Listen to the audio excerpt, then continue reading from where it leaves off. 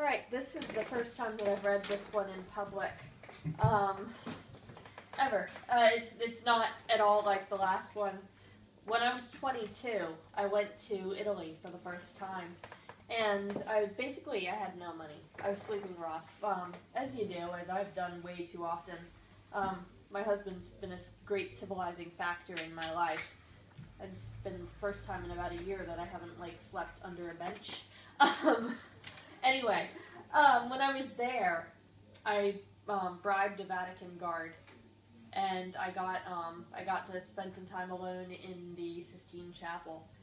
And it occurred to me much later, when I was reading Seamus work, that he did something very similar.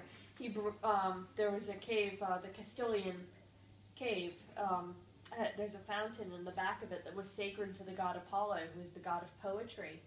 And Seamus went in past the guard, past a woman he describes as a thunderface, custodian of Apollo. And he stole the sacred water and drank it and consecrated his poetry to the god of poetry. And that was the same spirit that I broke into the Vatican with. To consecrate my work, to God. And I broke the law to do it, which is probably not something I should be admitting on video. Anyway, it occurred to us that we both went through the back door to get what we wanted. So it's Vatican's a Protestant country. It's yeah.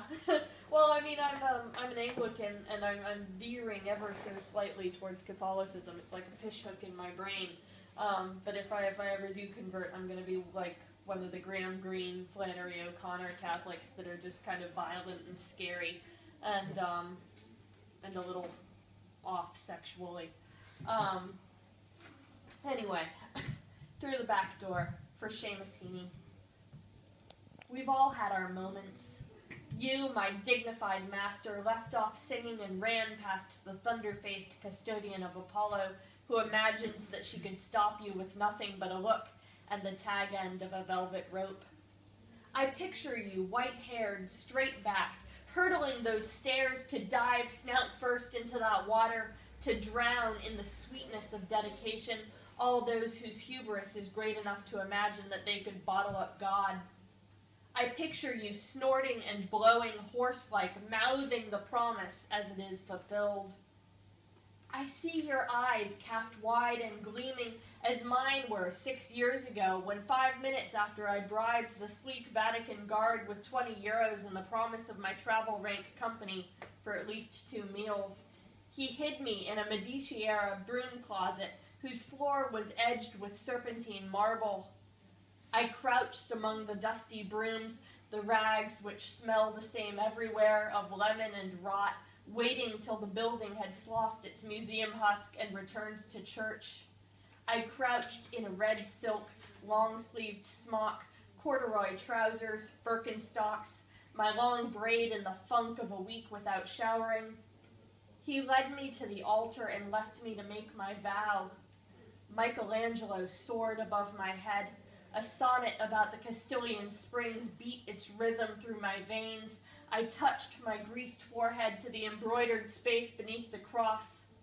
20 minutes after, to sprawl on the tiles, a floor so warped its cold waves rose to meet the small of my back, a treasure straight above my head that I yearned to match and was ready to struggle for. The willingness to follow traditional forms is prerequisite to poetry. The need to reach that moment of sweetness, to cross every barrier, no matter the cost, including the formal, is the necessary blood. Now that we have drunk from the same fountain, let us both sing some songs about that.